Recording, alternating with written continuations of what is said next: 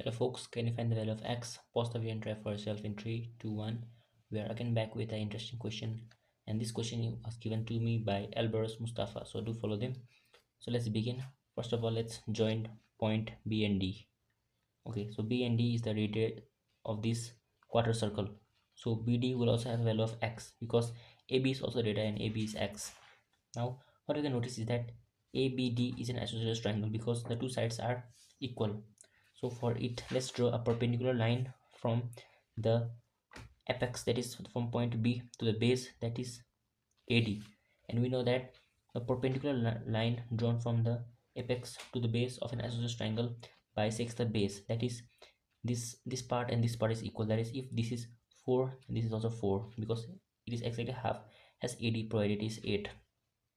Now if this angle is 90, then this is 45, then this angle will be 45 because 90 45 45 equals to 180 degrees, which is the total sum of angles of a triangle. And again we can notice that these two angles are equal. That means this BG and GF is equal. That is, it is an isosceles triangle. BGF is an isosceles triangle.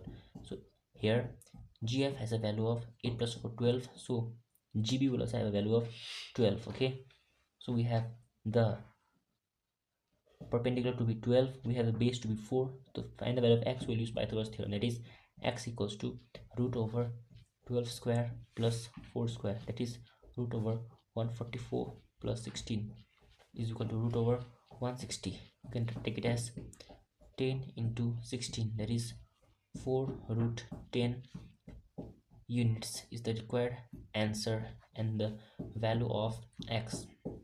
This question was quite simple. You must try to correlate the isosceles triangles. We have two isosceles triangles in this figure, and you must know the Pythagoras theorem, which is very easy. Everyone knows this. You must know the theorem that the line drawn on the apex of a isosceles triangle to the base will be perpendicular to the base and bisect it.